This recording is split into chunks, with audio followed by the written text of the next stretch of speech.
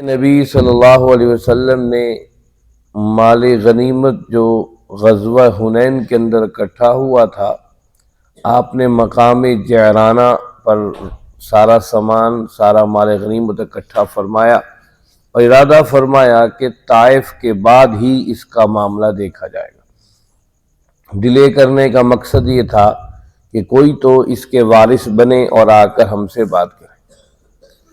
نبی کریم صلی اللہ علیہ وسلم نے خالد بن ولید رضی اللہ عنہ کو 1000 کا لشکر دے کر پہلے ہی طائف کی طرف روانہ فرما دیا، اور آپ نے کچھ دیر انتظار کرنے کے بعد آپ بھی طائف کو روانہ ہو گئے۔ آپ کی انتظار میں حکمتیں یہ تھیں کہ آپ نے 2 صحابہ کو فتح مکہ سے بہت پہلے ہی ایک اہم ذمہ داری اور ایک اہم مشن پر روانہ کیا تھا، اور یہ تھے طفیل دوسی رضی اللہ تعالیٰ عنہ اور سلیمان فارسی رضی اللہ تعالیٰ عنہ۔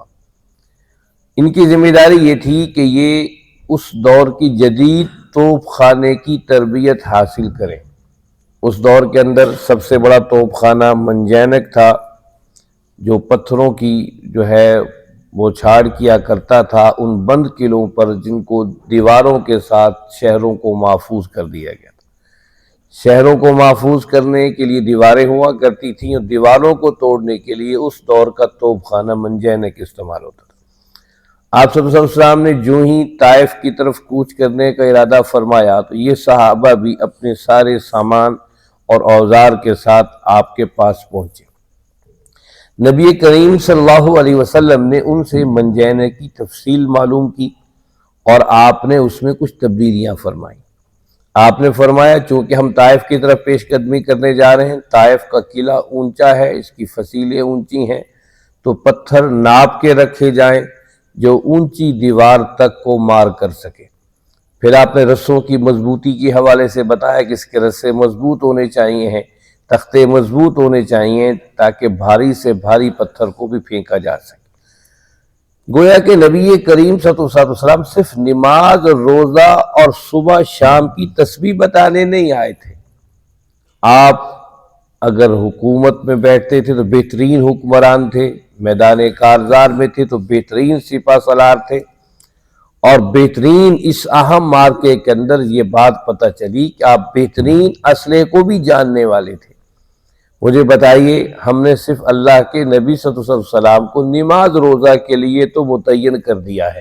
حضور آپ ہمیں سنتیں بتائیں، فجر کی کتنی ہیں، ظہر کی کتنے ہیں، ہم اس پر آنکھیں بند کر کے عمل کریں۔ چھوٹے سے چھوٹے بچے کو بھی بتائیں گے ظہر کی سنتیں نفلیں کتنی ہوتی ہیں، اگر نہیں پتہ مولوی صاحب، قاری صاحب، اس کو تو عشاء کی نہیں پتہ نوافل۔ لیکن میرا گھر، میرا بازار، میری گلی، میرا محلہ، اس سے ہم نے اللہ کے نبی صلی اللہ علیہ وسلم کو نعوذ باللہ استغفر اللہ پاک کر دیا۔ میرے گھر میں چلے گا تو جدید نظام چلے گا، میرے بازار میں چلے گا تو میری مرضی کے احکامات چلیں گے، میرے گلی محلے میں میرے تکبر اور روب کا سسٹم چلے گا۔ لیکن مسجد کی 4 دیواری میں ہم آنکھیں بند کر کے سر کو جھکا کر بڑی ادب سے آئیں گے، باہر وہ ادب کہیں گم ہو جائے گا۔ لیکن آپ کی پوری زندگی ہمیں بتاتی ہے کہ آپ نے ہر لمحہ اس امت کی رہنمائی فرمائی ہے، اور اس دنیا انسانیت کی رہنمائی فرمائی ہے۔ جب جب یہ دنیا انسانیت اور یہ امت اس رہنمائی سے ہٹے گی، اسے بھگو بھگو کر جوتے مارے جائیں گے اللہ کی طرف سے۔ آج ہم دیکھ نہیں رہے اس امت مسلمہ کا حال، جب ہم نے نماز روزہ کو مسجد کے اندر بند کر دیا، اللہ نے بھی ہمیں بند گلی میں بند کر دیا ہے۔ ہمیں نہ نظر آتا ہے کہ باہر کیا ہے، نہ نظر آتا ہے اللہ اور اس کے رسول کے فیصلے کیا ہیں۔ یہ دین مسجدوں سے باہر آپ کو ملے گا۔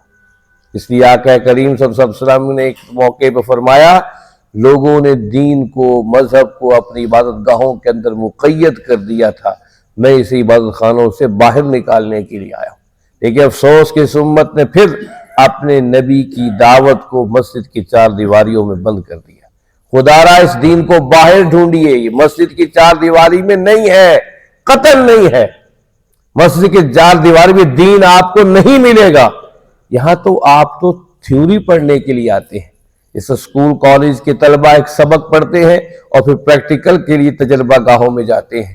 یہ تو تھیوری ہے مسجد کی 4 دیواری ہے، پریکٹیکل اس کے مسجد کی سیڑھی اترنے کے بعد شروع ہوتا ہے۔ افسوس کہ ہم نے صرف اپنے دین کو محدود کر دیا۔ لیکن میرے اور آپ کے آقا کریم صلی اللہ علیہ وسلم دو صحابہ کے انتظار میں طائف میں جانے سے ٹھہرے، اور جب وہ منجینے کی خبر لے کر آئے، آپ نے تخت و خود اپنی نگاہوں کے سامنے توپ خانے کو جڑوایا اور اس میں تبدیلیاں فرما کر یہ پہلا توپ خانہ تھا جو طائف کے محاذ پر استعمال ہوا، اور اللہ کے نبی صلی اللہ علیہ وسلم اس سے پتھر برسائے۔ اچھا، یہ جو محاصرہ تھا طائف کا، طائف اونچی قلعہ تھا اور بڑی جو ہے پیچدار راستے تھے، 40 دن تک اس کا محاصرہ برقرار رہا۔ اس 40 کے اندر دنوں میں بہت سے اہم واقعات ہوئے۔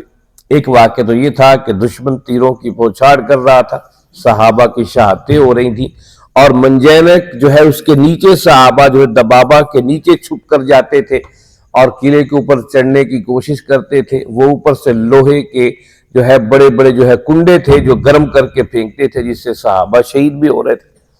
اللہ کے نبی صلی اللہ علیہ وسلم نے اس اہم موقع پر آپ نے طائف کے ارد انگور کے باغات تھے، انگور وہاں کی بہترین پیداوار تھی۔ آج بھی ہم بازار میں جائیں تو چمن کے انگور بڑے مشہور ہو، اور وہ چمن کا انگور چاہیے ہے، اس کے انگور میں مٹھاس ہوتی ہے، زبردست ہوتا ہے۔ طائف کے انگور مشہور و معروف تھے کہ طائف کے انگور جو ہے وہ درخت دائیں بائیں پھیلے ہوئے تھے۔ اللہ کے نبی صلی اللہ علیہ وسلم نے طائف کے ان درختوں کو، انگوروں کے درختوں کو کاٹنے کا حکم دیا تاکہ اہل طائف پر جو ہے وہ ضرب پڑے اور انہیں احساس ہو، جو محنت سے کمایا ہو اس کا تو احساس ہوتا ہے۔ اس اہم موقع پر مورخین و محدثین نے لکھا کہ اہل طائف نے نہ صرف جنگ روک دی بلکہ اللہ کا واسطہ دیا، اے محمد صلی اللہ علیہ وسلم تمہیں تمہارے رب کا واسطہ سچا جسے مانتے ہو، اور تمہاری رشتہ داریوں کا واسطہ، جو رشتہ داریاں ہمارے ساتھ بھی ہیں اور اہل مکہ کے ساتھ بھی ہیں، ان درختوں کو مت کاٹو۔ لوگوں، یہ اللہ کے رسول ہے، یہ ہماری حکومت نہیں ہے کہ اللہ رسول کا واسطہ دیتے ہو تب بھی گولیوں سے بھون کے رکھ دیں۔ یہ صحیح حدیث میں آتا ہے، انہوں نے واسطہ دیا، اے حضور آپ کو تمہارے رب کا واسطہ اور اس رشتہ داری کا واسطہ ہے کہ خدا کے لیے جو ہے آپ یہ ہمارے انگوروں کے درخت کو نہ کاٹیں۔ آپ فوراً رک گئے، فرمایا اللہ کا واسطہ آ گیا، اب کوئی انگوروں کے درخت کو نہ کاٹے۔ اور پھر اس اہم موقع پر اور بہت سے واقعات ہوئے تھے، ان کا تذکرہ ہم بعد میں کریں گے۔ طائف کا واقعہ بڑا اہم واقعہ ہے، آپ کی سیرت کے اہم موڑوں میں سے ایک موڑ ہے، جس سے بہت سے اسباق اس امت تک پہنچے ہیں۔ اس کا تذکرہ ہم آئندہ کریں گے۔